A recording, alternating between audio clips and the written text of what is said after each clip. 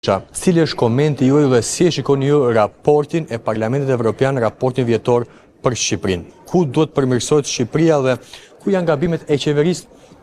Mendoj se raporti që sapo u miratue në Komisionin e Jashtëm të Parlamentit Evropian damkosi në mënyrë të qartë si kristali regjimin e Edi Rams si një regjim që nuk respekton shtetin ligjor, si një regjim që shkelmon të drejtat themelore, të drejtën e informimit, lirinë e shprehjes dhe të drejtën e pronës.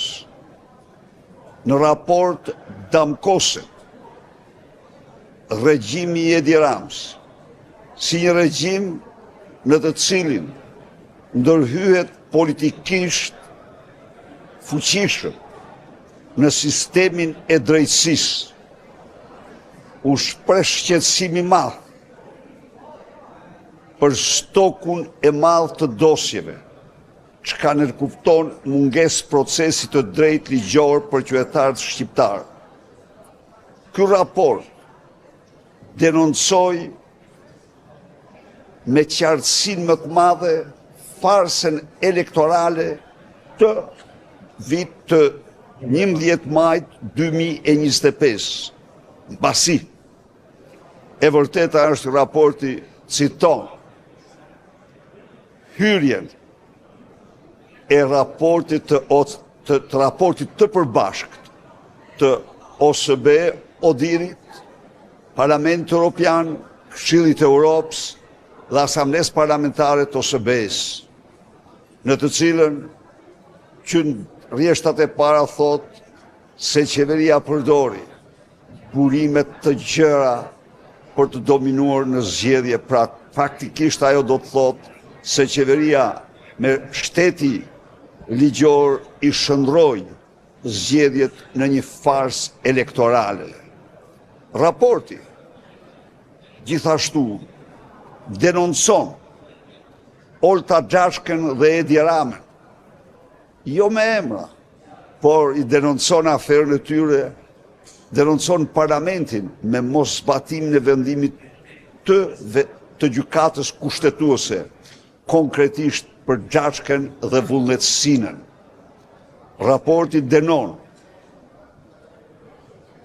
mungesën e merr këtë si një shprehje të asgjësimit të shtetit ligjor dhe përqendrimit të gjitha pushteteve në një dorë. Raporti denon në një indirekt denon ligjin e investimeve strategjike, pra ministrat dhe ministrat që kanë përfituar nga ky ligj për të plaçkitur shqiptarët prona. Raporti mbështet fuqishëm kërkesat e pronarëve shqiptar. Ky raport, në të vërtetë, me gjithë përpjekjet e jashtëzakonshme që ka bërë Edi Rama, sot mund të themi se kjo ishte vatërloja. Çfarë përpjekjesh ka bërë zoti Berisha? Edi Rama ka bërë përpjekje shumë të mëdha për të ndryshuar raportin, për të ndryshuar, jo vetëm këtu, po për të ndryshuar raportin e vëzhguesve ndërkombëtar. Por sot, përveç këtij miratimi në Komisionin e Jashtëm të raportit për Shqipërinë, dhe me këtë rast shpreh mirënjohjen më të thellë për të gjithë deputetët e këtij komisioni në mënyrë të veçantë, kryetarin e komisionit McAllister, koordinatorin e grupit Partisë Popullore, zotin Galer, dhe deputet të tjerë me të cilën dje patëm takime intensive dhe paraqitëm rastin si duhet, për qëndrimet e tyre, për diskutimet e tyre, për denoncimin publik që ata i bën në këtë komision regjimit e Edi Ramës dhe zgjedhjeve të tij. Por, sot ne ishim në asamblen e partive politike të Partisë Popullore, asamblen politike të Partisë Popullore, si ishte dita e dytë. Edhe sot,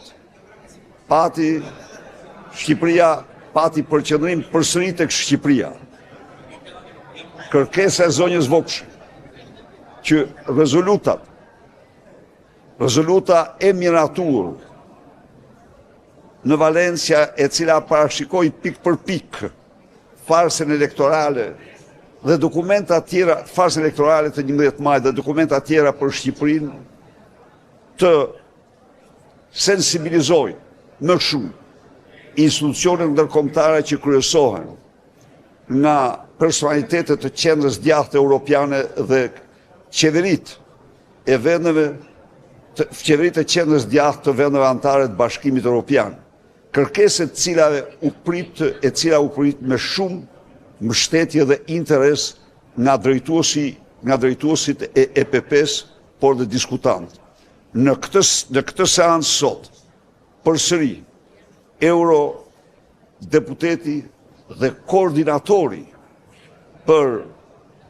i grupit parlamentar të EPP-s, zoti Galer, mori fjalën ku mbështeti fuqishëm të gjitha denoncimet e raportit të OSBE Odirit dhe në mënyrë të veçantë u ndal në denoncimin e pjesëmarrjes së krimit të organizuar në zgjedhje. Bashkëpunimin e politikës me krimin në Shqipëri. Ndër të tjera, unë duhet të informoj shqiptarët dhe komunitetin ndërkombëtar se një nga qëllimet e këtij udhëtimi ishte të denoncoja pranë autoriteteve të këtij tempulli ndërhyrjet banditeske, ndërhyrjet e turpshme në formë presionesh të Edi Ramës dhe ministrit i tij të jashtëm pranë vëzhguesve të OSBE Odirit në mënyrë që të mund të ndryshojnë raportin. Pra, unë them se udhëtimi dyditor, qëndrimi dyditor, realizoi në tempullin e demokracisë europiane, realizoi qëllimet e tij. Por, unë pata edhe një takim me drejtues të Partisë Demokratike për Brukselin dhe diskutuam gjërësisht për një plan. Qytetarët europian do të dalin zot votës tyre të shkelmuar nga narkoregjimi i Edi Ramës. Lajmëroni protesta në institucione ndërkombëtare? Lajmërojmë të gjitha format e angazhimit të qytetarëve shqiptar jashtë vendi për votën e tyre. Edi Ramës do t'i ngecë në fyt vota e diasporës dhe dhunimi që u bëri zgjedhjeve. Zoti Berisha, betejë opozitës tashmë është me të denoncoj faktën elektorale tek faktori ndërkombëtar apo ta vijoj betejën në Shqipëri? Betejë shumë planshe, pa diskutim dhe tek faktori ndërkombëtar. Pse më produktive? Pse për faktori ndërkombëtar? Zgjedhjet janë, e them dhe njëherë, sa kombëtare aq dhe ndërkombëtare. Dhe detyrimisht, duke qenë palë në zgjedhje, ti pretendimet tua duhet t'i vërtetosh dhe verifikosh me opinionet e miqve aleatëve tu. Por, në rrafshin tjetër, çështjen e zgjidhin shqiptar, unë e them që miqtë tanë, faktorin ndërkombëtar, forcat demokratike e damkosin Edi Ramën si të tillë, por për të larguar Edi Ramën e largojnë vetë qytetarë shqiptarë. Në këtë betejë, kësaj radhe, Partia Demokratike ka as dimensionin ndërkombëtar, ka dhe dimensionin diaspor. Diasporën e pash, një revolte jashtëzakonshme, tek qytetarët shqiptar, shtetas të Belgjikës, të cilëve vota u është përvetësuar, vota u është dhunuar nga regjimi i Tiranës.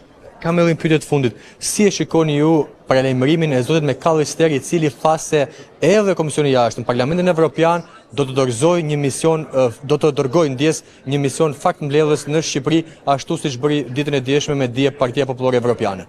Unë e përshëndes këtë vendim të kryetarit të Komisionit të Jashtëm të Parlamentit Evropian si një mbështetje e madhe për përpjekjet e shqiptarëve për demokraci.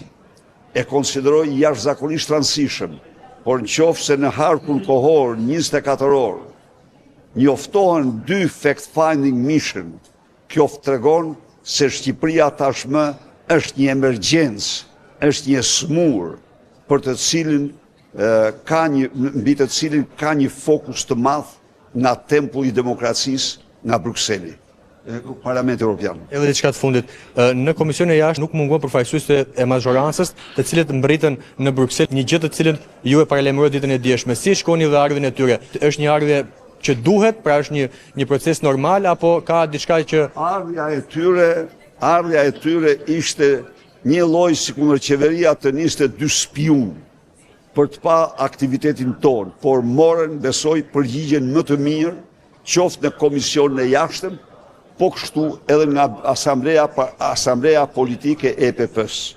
Faleminderit. Faleminderit.